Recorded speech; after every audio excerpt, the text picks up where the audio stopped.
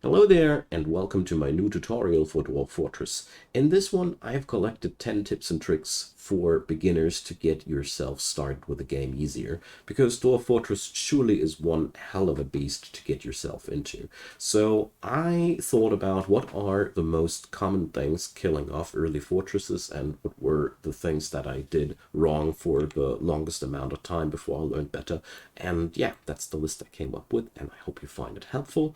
And let's get started with the first bigger topic, and that's food and drink, because that's basically what most fortresses fall victim to: a shortage of food or booze. So the first thing and the first tip here is we go here into the labor menu, get over to the kitchen menu, and we forbid them to cook with whatever we want to plant in the future. So if you want to plant strawberries, well, it's a bad example. Usually when you start a new caravan, it's plump helmets that you need to forbid, because these are your main ingredient for alcohol.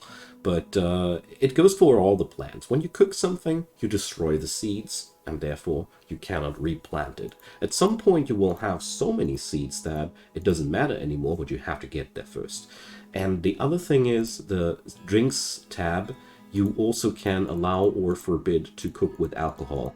And at the beginning of the game, this is also very important to forbid that, because your dwarfs need more drinks than they need food. They drink more than they eat. So it's really not good for your early game economy to cook away the stuff that you need most. So these two things really do a lot for your early game economy.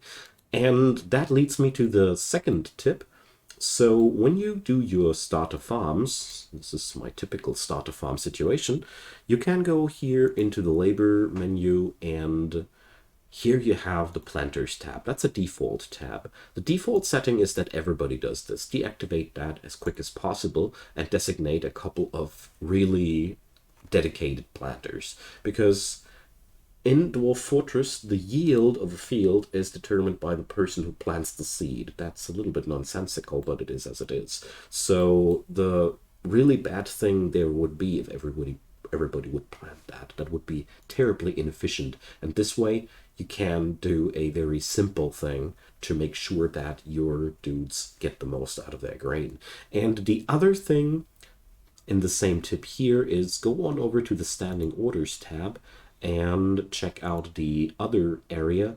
And here, this is the default setting: everybody harvests. Only farmers harvest is way better, because this way you stop your dwarfs from randomly dropping their job to just chop down some cave wheat, even though they're, don't know, dozen of levels down there busy smithing stuff. I've had people even locking themselves up in work order loops of endlessly running back and forth. This disables that. So point 3 on my list, and that will help you a lot with food as well, or might be the root of all evil, is a lack of containers. So barrels and, well, mostly barrels for the food. Barrels and bags are the two main things you need for your economy. So make sure that you create enough of them. There's one thing worth mentioning though. If you want to save wood, which is really important on many maps, you can make barrels out of metal, and you can make large rock pots, which also store fluids, or you go one level further and you make large clay pots, which have the benefit of being very, very light to carry, so they don't slow down your dwarfs too much, and they are virtually endlessly reproducible. Just make sure that regular clay needs to be glazed before it can store fluids. Apart from that, to sum it up, number 3, really make sure you have enough containers for your food stuff. And also something like this here helps a lot. This stockpile has been configured to only store drinks, and my still delivers directly and exclusively to this stockpile. So I have all my drinks on one spot. And as you see, we should really expand at some point. So next thing on my list, and now we're leaving the food and drink section, because with those 3 tips you actually will be quite well off for a while, is we're going to talk about base design now next. So the first thing, and number 4 on the list, is use that endless space that you have around yourself. I see a lot of starter bases where everything happens on just one floor, where they have huge workshop areas right next to huge living areas, and that's all on one floor, and that's pretty busy for your dwarfs. And in this game, you have endless Z levels available, and you can build your fortress in very small circles if you want to. You could even build a small tower upwards or downwards, just like you want to. And the really important thing to note is your dwarfs don't go exhausted from walking staircases like us human beings would. So for them, changing from one height level to another is the same just walking as walking one tile to the left or to the right. It doesn't bother them. So make use of that, and your fortresses will grow a lot better organized, because this way you can make walkways a lot shorter for everybody. If your workshop is for, say, let's say here, and your sleeping area would be over here, your dwarf has to walk way further than in this scenario, where he just walks here to the main staircase, walks one level down, and picks his apartment. And this is by no means a highly optimized build. This is just very basic. So use your space as number 4. Number 5 is very important, and something you will improve on and over the course of the time as well, and that's divide your fortress into sections wisely.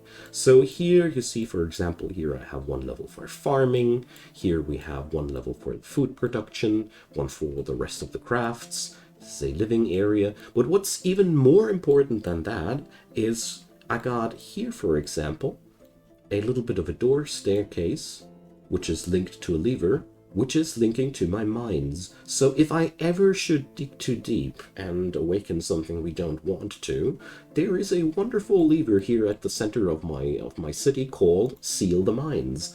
And if I pull that lever, we just lock off that door, and then we can't pull off another wall in front of that, and we're safe for a while. The gist of it is, the more sections you have in your base that you can seal off, the easier it is to handle sudden eruptions of fun in the game, you know?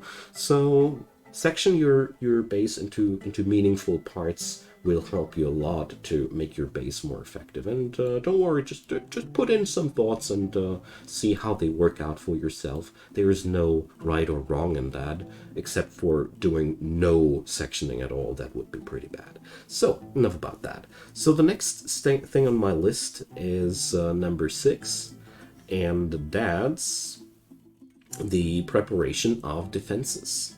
So it's really important to have some sort of an idea how to defend yourself. You don't have to put up all your defenses at once. So for example, here I just dug out a little bit of a moat and put up 2 bridges, and these bridges are again linked to a lever. Raise the bridges, and this way, if I ever get attacked, we can get ourselves out of that. I need to seal off that door here as well. As you might notice, I have removed all the ramps around there. So technically, the only way attackers could enter here is now this pathway, and we could bring in traps here, or we could go down here and bring in a trap maze. Whatever you do, just think creatively about defenses and try to implement them as early as possible, or leave up blank spaces to insert traps later when you don't have the ideas. Like I said before in the other in tip 4, you have so much space, and it's really not much to just save up for later.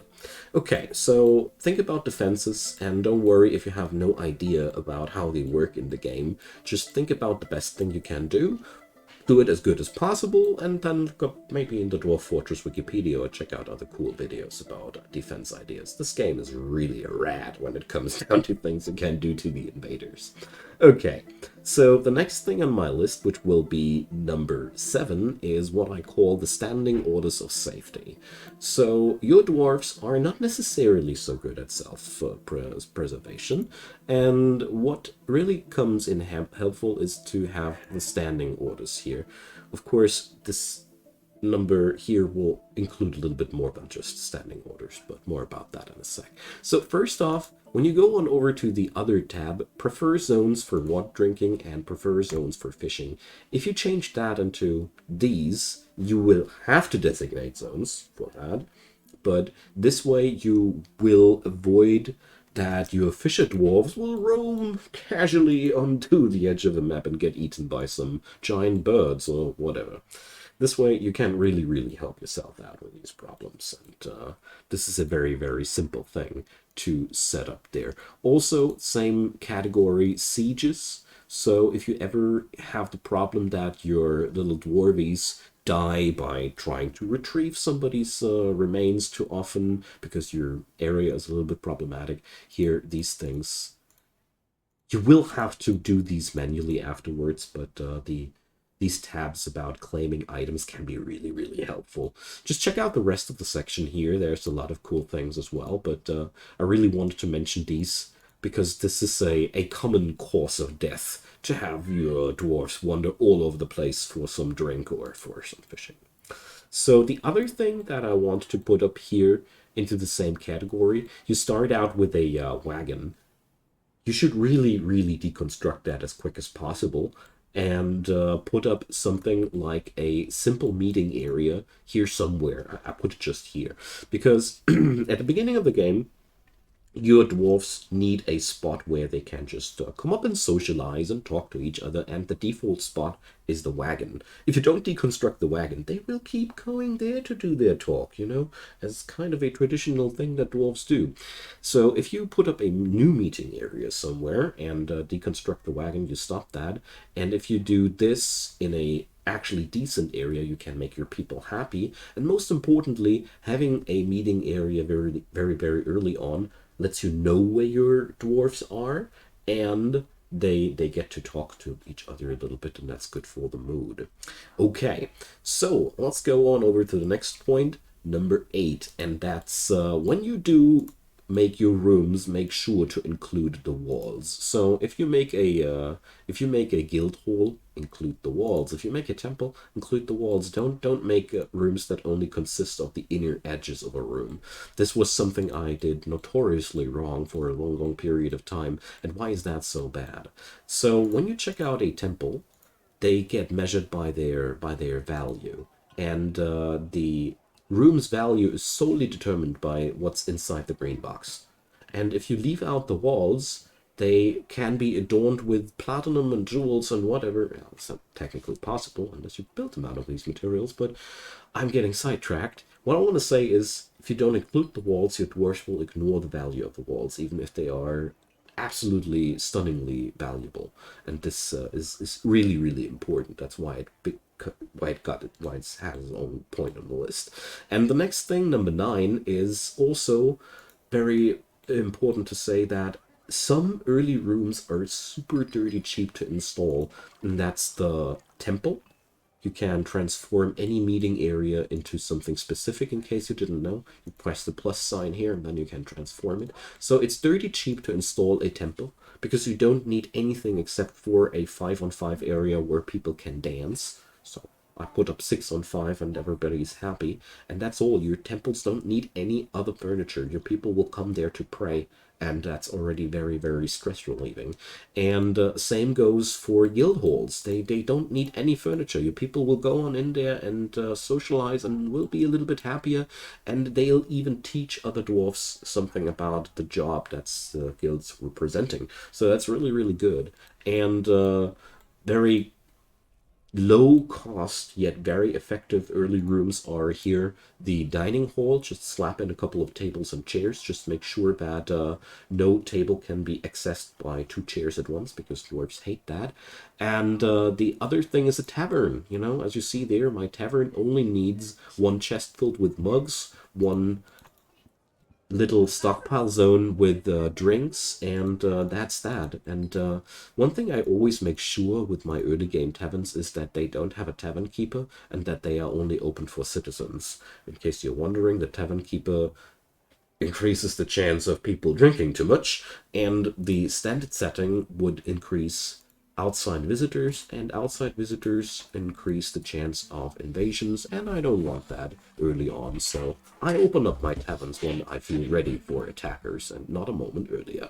So that's been number 9, and number 10 is a very, very special thing on my list, and that's something that happens to me very, very often in my early games. So there's always this specific point in your early fortresses where you are below 20 dwarves. In this phase, I often run into a situation where it seems like nothing gets done at all, and if anything, a couple of things get hauled back and forth and nothing else. That's most likely a problem with your labor menu, and that's with the haulers. So your standard setting looks like this. Everybody does this hauling. So when you check out the task list, you will find a gigaton of store item and stockpile jobs. And while you have only such a low amount of dwarves, this will just not work out. So if you ever have that feeling that this might be the case, just select a selected few of haulers, just make that 1, 2, 3, just how many people you can expend, and then let it like that. Yes, your hauling jobs will terribly fall behind because of that, but also your other dwarves will start working with more important things again, because the game is weighted that somehow hauling jobs have an incredibly high priority. So when everybody does hauling, everybody thinks hauling is the most important thing in life, and this really helped me out to cancel out what I call the hauler lockup. So that's been it. That's been 10 tips for beginners, and I hope you guys found these helpful. And feel free in the comment section down below to add in what you personally find helpful, or if you have any further questions or feel like I've missed out spot, just add it into there. So feel free to leave a thumbs up and also consider subscribing. I do daily content and I'd be really, really happy to have you there as well. Down there in the description box, you'll find a link to the playlist of all the other Dwarf Fortress tutorials I've made. And also I want to say thanks to the supporters of this channel. You really, really make a lot of wonderful things happen. And if you want to find out more about that, I have a couple of links towards Patreon, PayPal, and Buy Me a Coffee, and I'd be really delighted if you'd give them a look. So thanks for watching this video until the very end, and have a wonderful day.